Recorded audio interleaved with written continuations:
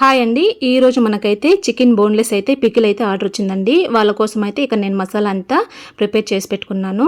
Chicken తెచ్చేలోగా నేను ఇక్కడ మసాలా అంతా ప్రిపేర్ చేసి పెట్టుకుంటానండి. చికెన్ తెచ్చి బాగా క్లీన్ చేసుకొని ఉప్పు పసుపు వేసి ఈ విధంగా వాటర్ వేయకుండా మనం ఉడికించుకోవాలి. చికెన్లోంచి వాటర్ వస్తుంది కదా, ఆ వాటర్తోనే మొత్తం ఇమిపోయే వరకు ఉడికించుకోవాలండి. అప్పుడే పికిల్ అనేది టేస్ట్ బాగుంటుంది.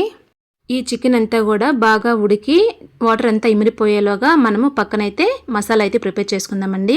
ముందుగా నేను ఫ్రై చేసుకున్న దినుసులు అన్నీ ఉన్నాయి కదా, అవి మిక్సీ అయితే పట్టుకుంటున్నాను. మనము పికిల్స్ ఎప్పుడైనా చేసేటప్పుడు మసాలా కానీ అలాగే అల్లం వెల్లుల్లి పేస్ట్ కానీ అప్పటికప్పుడే ప్రిపేర్ చేసి పికిల్ పట్టుకుంటే టేస్ట్ అనేది చాలా బాగుంటుందండి. అల్లం వెల్లుల్లి పేస్ట్ చేసేటప్పుడు కూడా అందులో వాటర్ అనేది అస్సలు వేయకూడదు. రిమైనింగ్ ప్రాసెస్ అంతా కూడా నెక్స్ట్ వీడియోలో చూద్దాం. మీరు కూడా రాణి సోమ్ ఫుడ్ టేస్ట్ చూడాలనుకుంటే పైన కనిపిస్తున్న వాట్సాప్ నెంబర్కి వాట్సాప్ చేసి ఆర్డర్ చేసుకోండి. మన దగ్గర ఫ్రెష్ హోమ్మేడ్ పికిల్స్ అలాగే కిడ్స్కి హెల్దీ స్నాక్స్ అయితే ఉన్నాయి.